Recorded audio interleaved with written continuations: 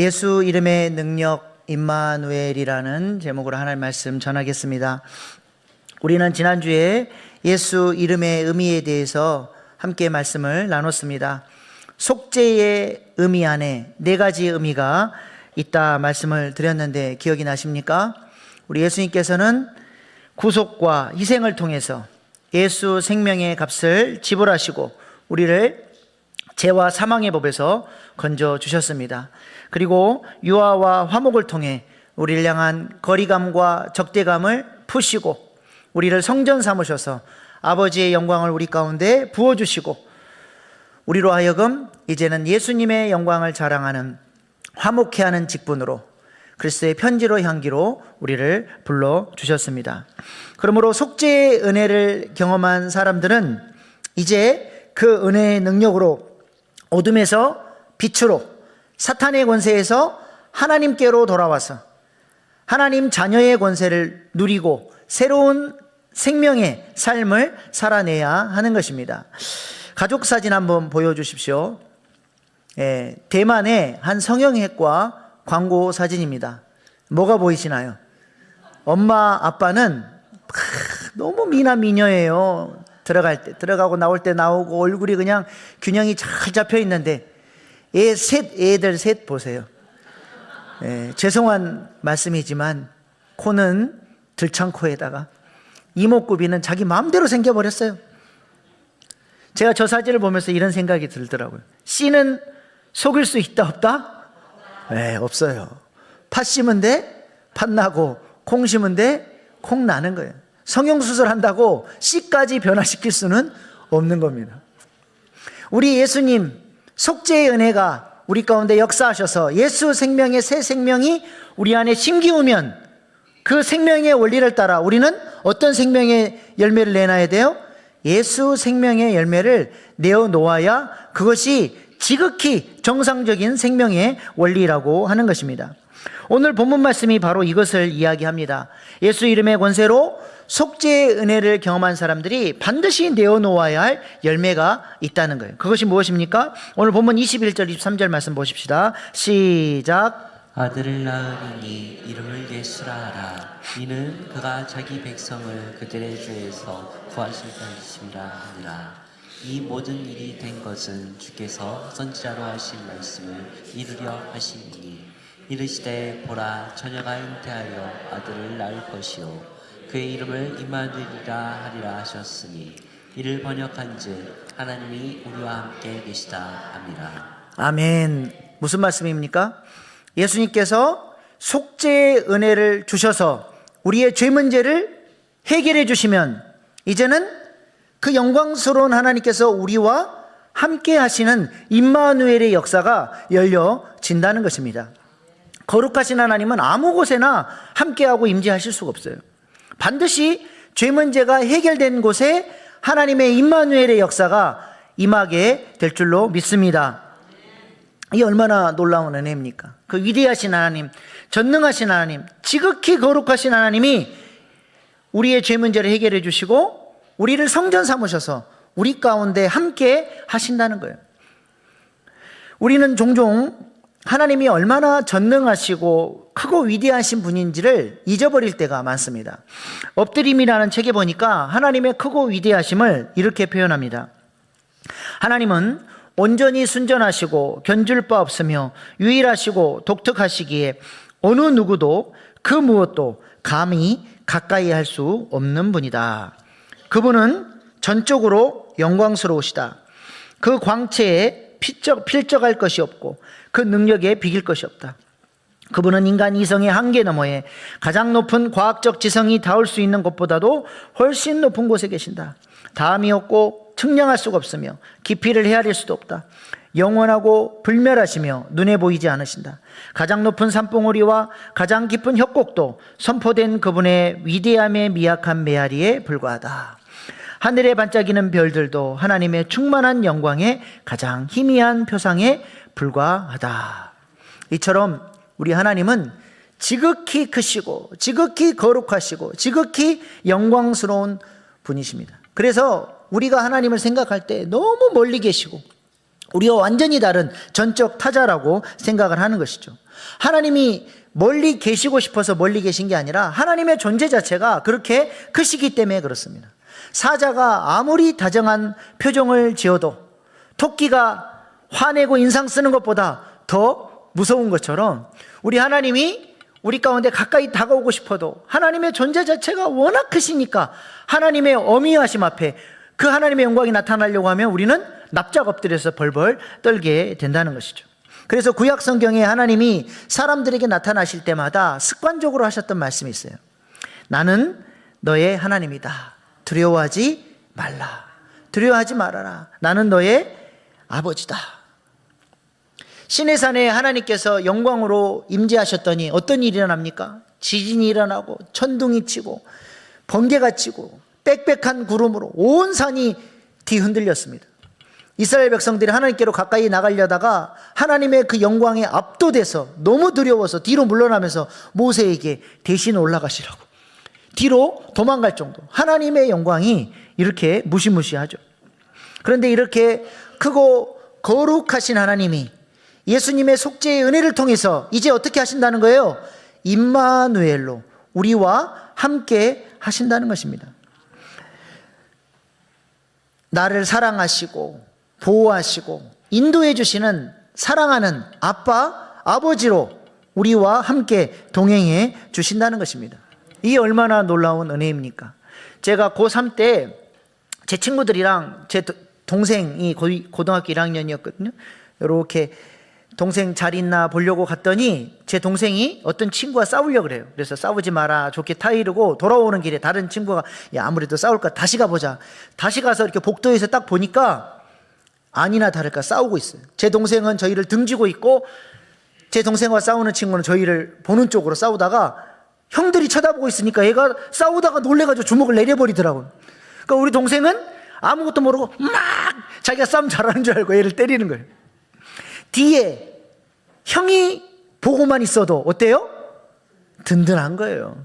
근데 전능하신 하나님이 나와 함께 하시고 나를 도와주시고 나를 승리케 하시는 삶으로 인도해 주신다는 것입니다. 이것이 예수 속죄의 피의 은혜이고 임마누엘의 은혜인 줄로 믿습니다. 어떻게 여러분은 예수님 때문에 임마누엘의 은혜를 하나님과 동행하시면서 누리고 계십니까? 임마누엘이라는 이름은 이사야 선지자의 예언을 통해서 주신 말씀이죠.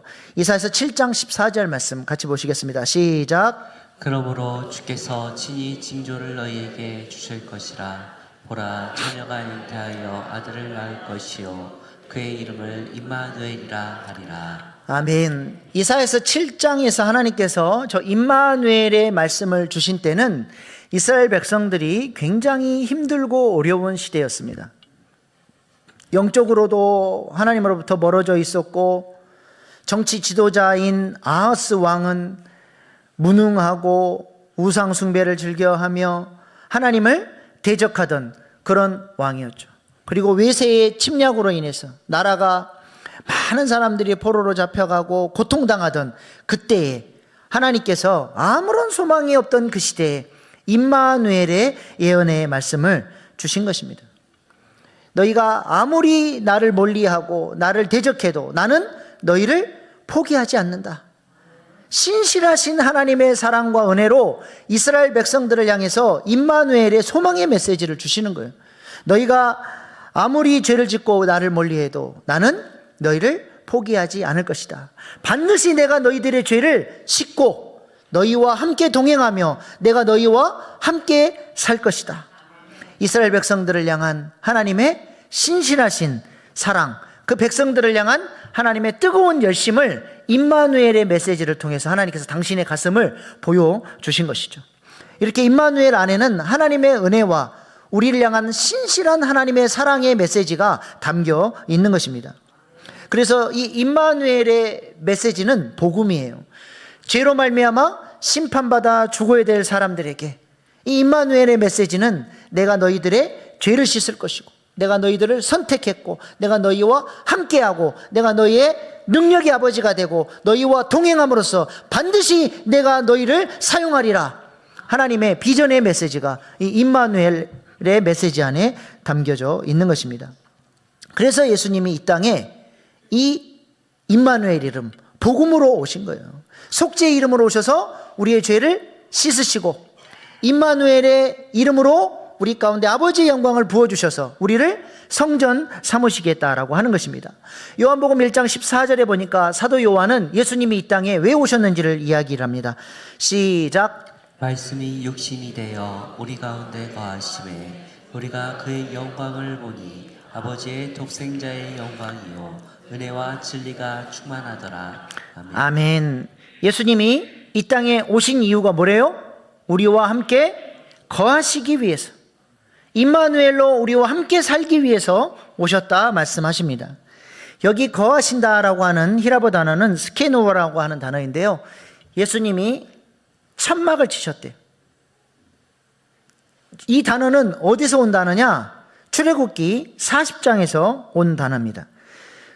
출애굽기 40장 34절 35절 말씀 같이 읽겠습니다. 시작. 구름이 회막에 덮이고 여호와의 영광이 성막을 축막하니 모세가 회막에 들어갈 수 없었으니 이는 구름이 회막 위에 덮이고 여호와의 영광이 성막에 충만하였음이며.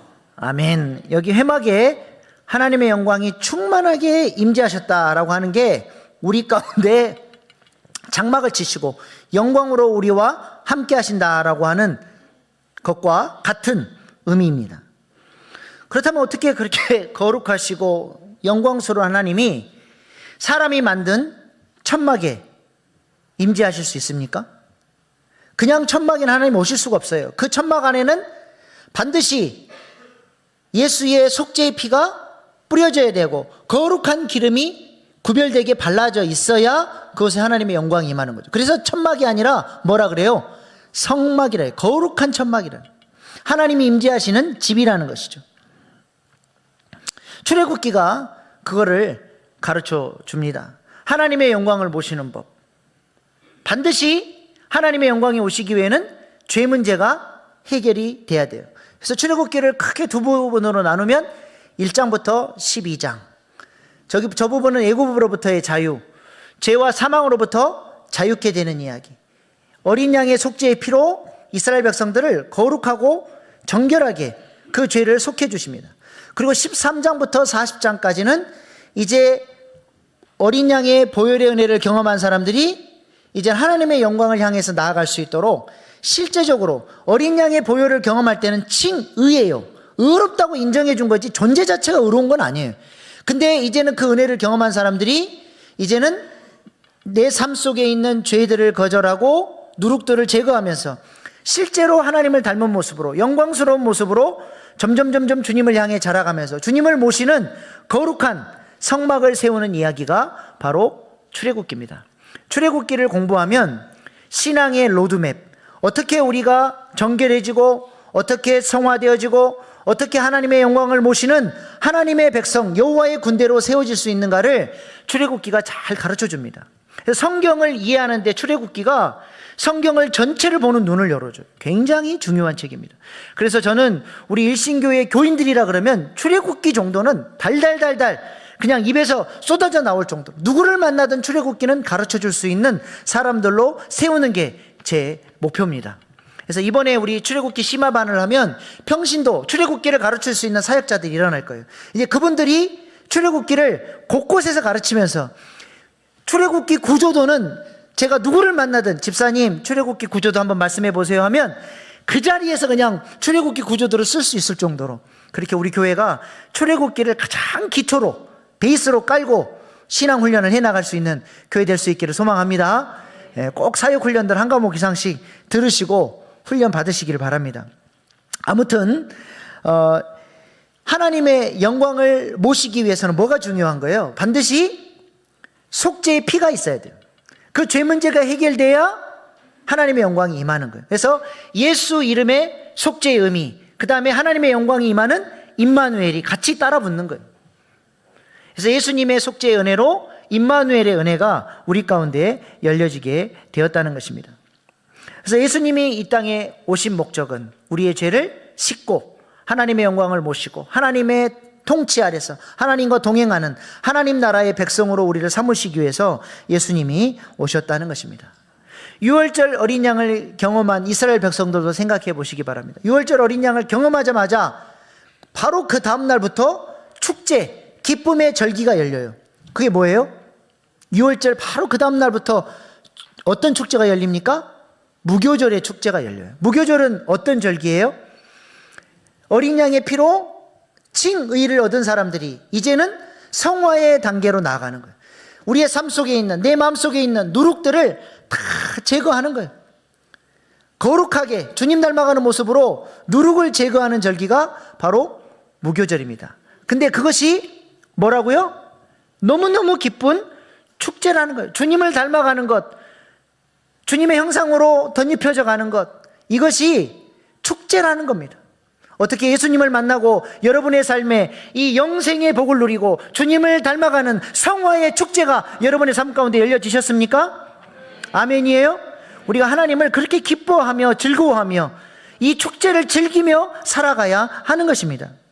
우리는 거룩한 삶 그러면 훈련이 생각이 나고 짜증이 나고 뭘 또 하라 그러냐 그런 생각이 들어서 마음이 부담스러운 생각이 들 수 있는데 무교절은 부담스러운 게 아니라 축제라니까요. 그래서 예수님께서 우리 가운데 그런 기쁨, 축제를 주시기 위해서 임마누엘로 이 땅 가운데 오셨다는 것입니다. 이것을 신학적으로 정리를 하면 삼중정가로 설명을 드릴 수가 있습니다. 삼중정가 신학이라는 책이 있는데요, 여기 보면 세 가지 종류의 정가가 나타납니다.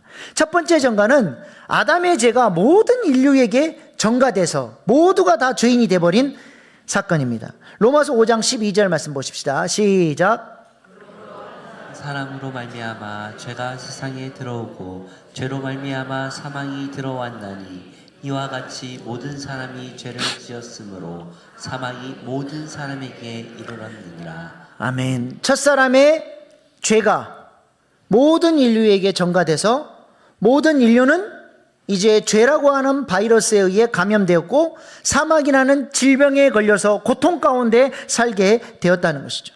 사망이라는 죄와 사망의 지배 아래서 이 질병에 걸리면 어떤 현상이 나타납니까? 하나님과의 관계가 끊어져 버리고 사람과의 관계도 단절이 되는 거예요. 내 뼈 중에 뼈요 살 중에 살이라고 했던 그 아름다웠던 사랑의 관계가 깨트려져서 서로가 서로를 원망하고 바로 그 아들들이 가인이 아벨을 죽이는 살인과 폭력이 일어나는 거예요.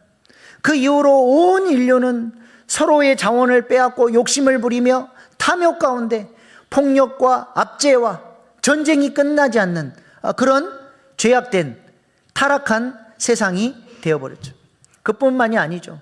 육체는 약해져서 건강에 문제가 생기고 질병 때문에 고통당하고 또 땀 흘려서 피땀 흘려서 노력하지 않으면 먹고 살기 힘든 경제적인 어려움도 당하게 되는 그런 저주받은 존재들이 돼버린 것입니다.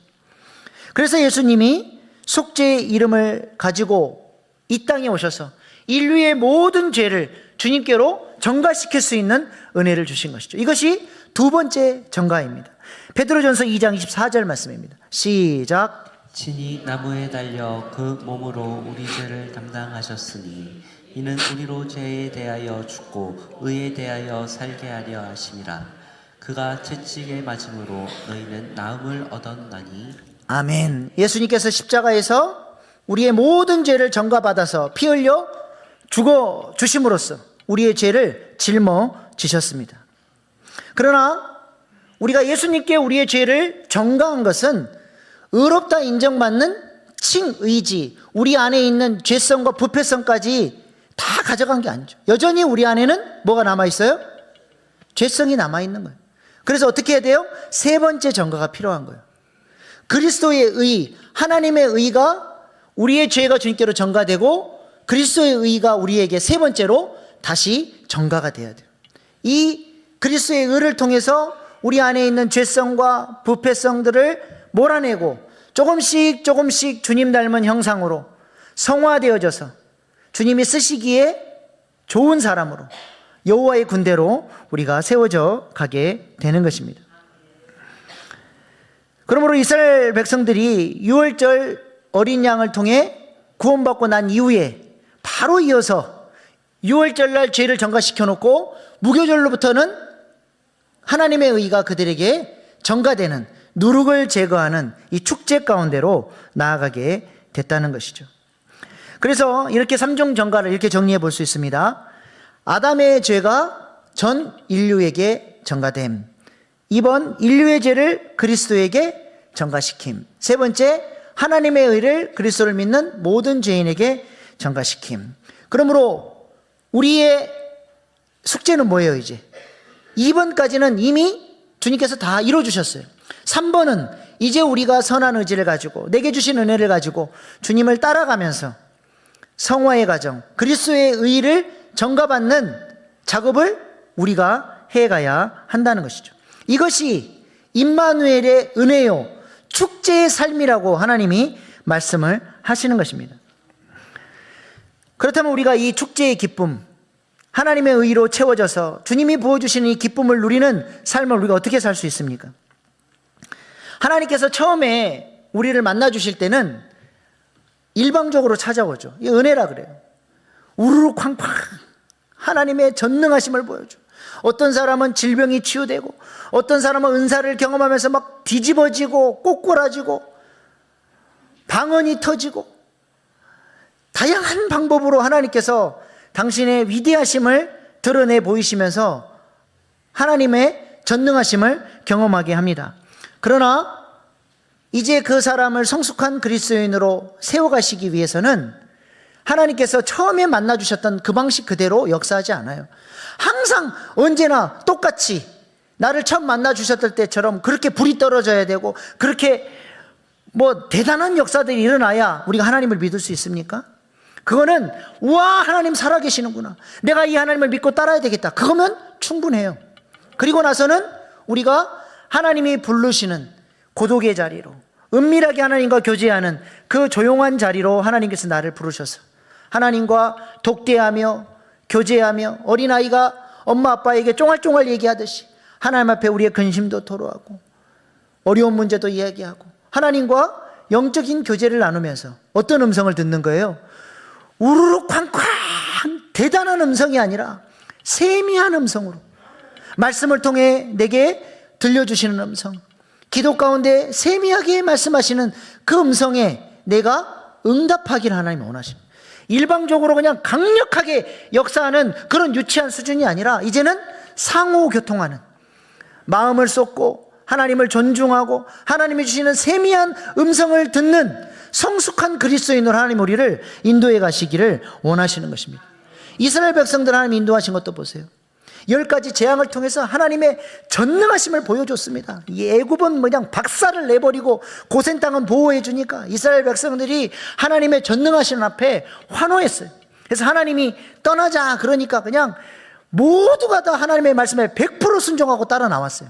근데 광야로 들어와서는 이스라엘 백성들이 헷갈리고 말을 안 듣기 시작해요. 왜 그렇습니까? 하나님이 갑자기 달라지셨나요? 똑같이 하나님께서 그들 가운데 역사하시고 인도하시는데 하나님께서 그들에게 요구하시는 게 달라지는 거예요. 이스라엘 백성들은 계속해서 애굽에서 역사하셨던 하나님만을 추구하는 거예요. 우르르 쾅쾅 전능하신 능력으로 우리가 아무것도 안 해도 그냥 모든 문제 해결해 주고 하나님의 전능하심이 나타나기를 기대하는데, 하나님은 이제 너희는 그런 수준이 아니야. 나랑 인격적으로 교제하자. 내가 너희의 음성을 듣고 싶고 내가 너희와 친밀하게 교제하고 싶다. 은밀하고 고독한 자리로 부르는데 그게 싫다는 거예요. 마음을 하나님께 쏟고 주님의 음성을 듣고 들려주신 음성에 한 걸음 한 걸음 순종해 나가는 이 신앙생활은 거부하고 항상 큰 것, 불.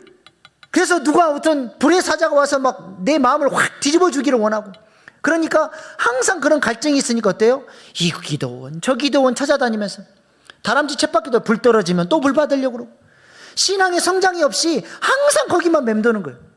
하나님은 그렇게도 역사하시죠. 기도원 찾아가서 불 받는 거 중요합니다. 그러나 그것만을 추구하면 안 된다는 거예요.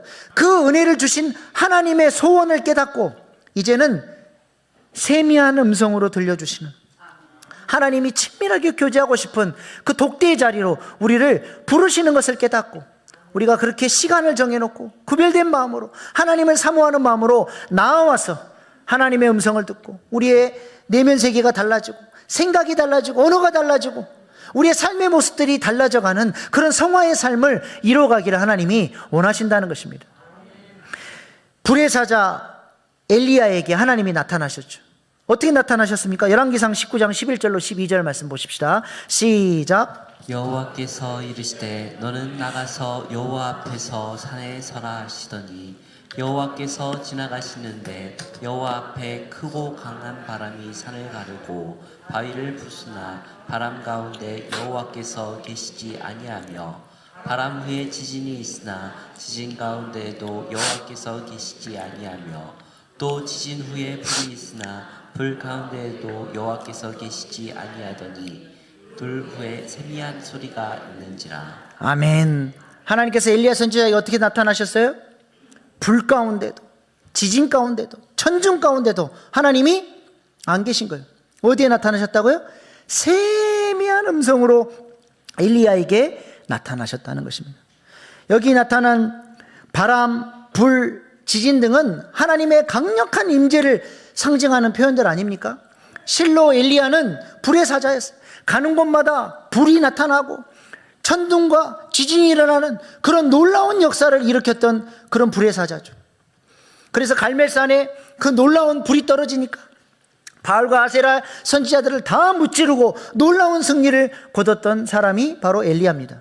그런데 하나님께서 엘리야에게 그렇게 불과 지진과 바람으로 강력하게만 역사하신 게 아니라 지금 엘리야는 영적인 깊은 침체 가운데 광야 고독한 자리에 나아가 있을 때예요.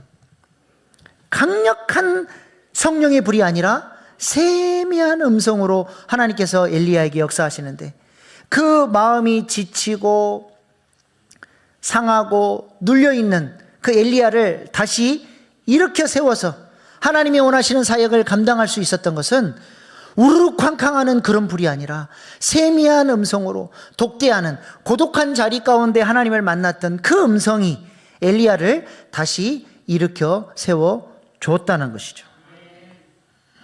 우리 아이들이 이번에 수련회에서 은혜를 많이 받았습니다.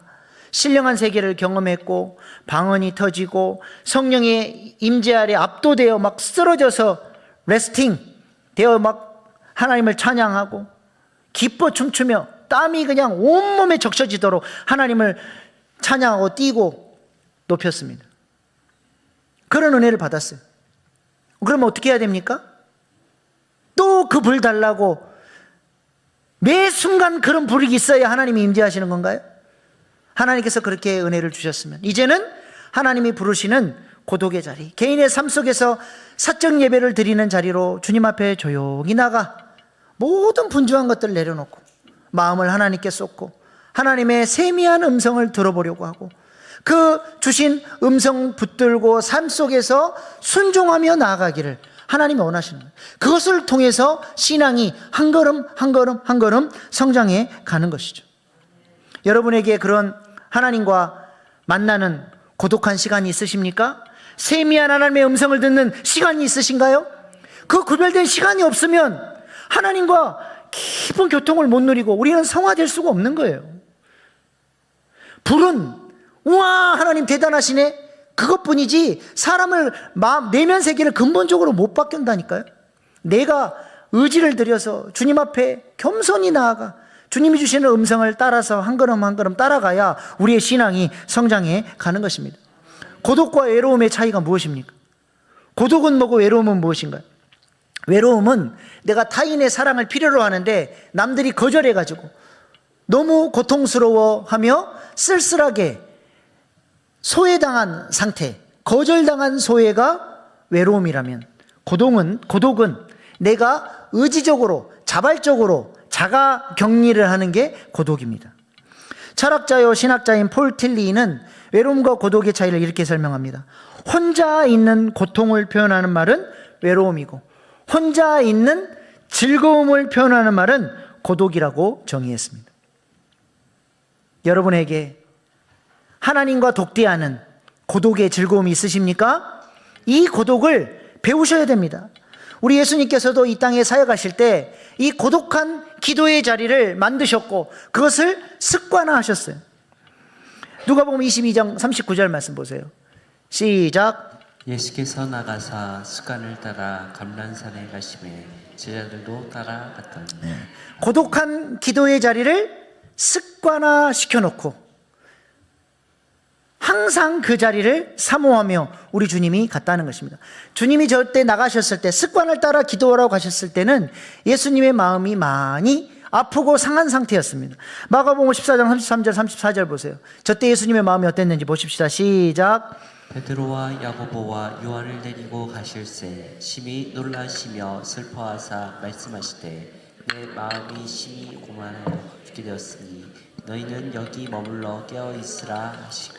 아멘. 예수님은 제자들의 배신과 또 하나님으로부터 저주와 심판을 받아야 되는 이 십자가를 앞두고 있었기 때문에 마음이 많이 상하고 아프고 죽겠다라고 하는 표현을 쓸 만큼 고통스러웠어요. 여러분, 우리가 마음이 너무 힘들면 기도가 됩니까? 기도가 잘 안 돼요.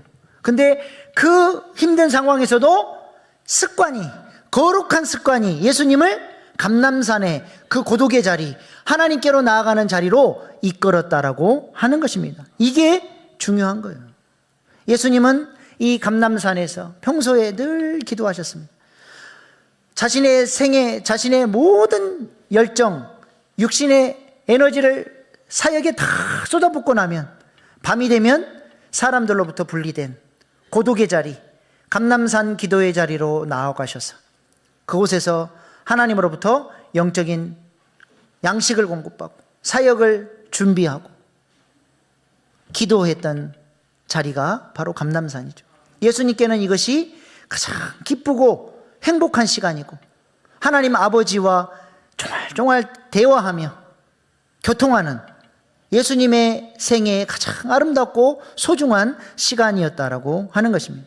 예수님은 이것을 우리에게 친히 모범으로 보여주시면서 우리도 이 고독의 자리, 주님을 깊이 만날 수 있는 감람산의 기도의 자리로 우리를 부르시고 계신다는 것입니다. 찬송가 364장 1절 2절 가사 보시기 바랍니다. 얼마나 가사가 아름다운지 몰라요. 내 기도하는 그 시간, 그때가 가장 즐겁다. 이 세상 근심 걱정에 얽매인 나를 부르사 내 진정 소원 주 앞에 낱낱이 바로하래요. 큰 불행당에 슬플 때 나 위로받게 하시네. 2절 내 기도하는 그 시간 내게는 가장 귀하다. 저 광야 같은 세상을 끝없이 방황하면서 위태한 길로 나갈 때 주께서 나를 이끌어 그 보좌 앞에 나아가 큰 은혜 받게 하시네. 이 찬양이 우리의 고백될 수 있기를 소망합니다. 주님의 그 세미한 음성을 듣고 싶은 가난한 마음, 갈급한 마음을 가지고 시간, 그 정해진 그 시간에 기대하는 마음으로 주님 앞에 나아갈 때 하나님께서 그 시간에 우리를 깊이 만나주시고 주님의 그 사랑의 음성, 그 세미한 음성을 우리 영혼에 들려주시리라 믿습니다. 하루 10분이라도 좀 시간을 정하셔서 그 고독한 그 자리, 그 주님을 독대하는 그 자리로 나아가 보시기 바랍니다. 하나님은 그 시간에 하늘 양식을 부어주시고 주님 닮아가는 성화를 이루는 놀라운 은혜를 주셔서 나는 죽고 예수로 살아갈 수 있도록 우리를 인도해 주시리라 믿습니다. 나주예사의 삶이 뭐 대단한 삶이 아니에요. 가난한 마음으로 주님의 은혜를 사모하고 주님의 말씀을 대하고 기도의 자리를 사모하고 나아가 주님과 교통할 때 하나님께서 부어주시는 그 은혜가 나로 하여금 나는 죽고 예수로 사는 삶으로 우리를 인도해 주시는 것입니다. 그것이 바로 임마누엘의 역사가 열려지는 거예요. 예수님께서 속죄의 피를 주셔서 우리로 하여금 그렇게 하나님의 영광을 경험하며 살 수 있도록 임마누엘로 오셨다라고 하는 것입니다. 이렇게 주님의 영광을 경험하며 사는 사람이 어떤 사람이 되냐? 주님께서 말씀하셨던 지상 명령을 이루는 제자 삼는 사역에 쓰임받는 사람이 되는 거예요. 이것이 마태복음의 결론입니다. 예수 속죄의 이름으로 오셔서 우리의 죄를 씻고 임마누엘로 우리 가운데 영광으로 임하셔서 우리의 내면 세계를 변화시켜 우리를 제자 삼으시고 우리를 통해서 또 다른 누군가를 제자 삼고 하나님 나라를 세우는 것, 이것이 마태복음의 주제예요. 마태복음 28장 19절 20절 말씀 시작. 그러므로 너희는 가서 모든 민족을 제자로 삼아 아버지와 아들과 성령의 이름으로 세례를 베풀고 내가 너희에게 분부한 모든 것을 가르쳐 지키게 하라. 볼지어다 내가 세상 끝날까지 너희와 항상 함께 있으리라 하시니라. 아멘. 누가 이 위대한 명령을 이루며 살 수 있습니까? 주님께로 나아가 예수 이름의 권세를 붙들고 주님과 교통하고 싶어서, 주님의 세미한 음성을 듣고 싶어서, 그 은혜를 받고 싶어서 주님을 찾는 자들, 그 고독의 자리로 나아가는 자들이 예수님의 제자가 되고 이들을 통해서 제자 삼는 사역, 하나님 나라가 회복되는 역사가 일어나게 된다는 것입니다. 이런 사람이 바로 여호와의 군대라는 거예요. 하나님과의 교제로 말미암아 부어주시는 하늘 양식을 덧입고 거룩한 무기를 가지고 세상을 정복해 나가는 여호와의 군대로 하나님께서 우리를 쓰시기를 원하시는 것입니다. 우리에게 고독의 영성, 임마누엘의 영성이 우리에게도 열려질 수 있기를 소망합니다. 기도하시겠습니다. 예수님께서 속죄의 피를 통해 열어주신 임마누엘의 영광을 여러분은 어떻게 누리고 계십니까? 전능하신 하나님이 멀리만 계신 분이 아니라 아빠, 아버지로 가깝게 느껴지십니까? 그분 앞에 나아가 쫑알쫑알 어린아이처럼 말씀드리고 교제하는 기쁨의 시간이 있으십니까? 하나님과의 교제를 통해 세미한 주의 음성이 들려지고 계십니까? 주님은 우리를 고독한 독대의 자리로 초대하십니다. 분주하고 바쁜 일들을 내려놓고 주님 앞에 마음을 쏟으며 주님과 기쁘고 감격스러운 교제의 자리로 나오라고 말씀하십니다. 거짓 자아로 살면서도 가면을 쓰고 괜찮은 척 살아가는 껍데기 인생이 아니라 주님을 진실되게 사랑하고 거기서부터 흘러나오는 생명수를 기쁨과 감격으로 경험하고 그 선한 영향력을 흘려보내는 제자로 여호와의 군대로 우리를 부르십니다. 이 시간 들려주신 말씀 붙들고 하나님, 저도 그렇게 살고 싶습니다. 고독한 자리를 결단합니다. 하나님 역사하여 주시옵소서. 주여 세 번 부르고 결단의 기도로 나가시겠습니다. 주여, 주여,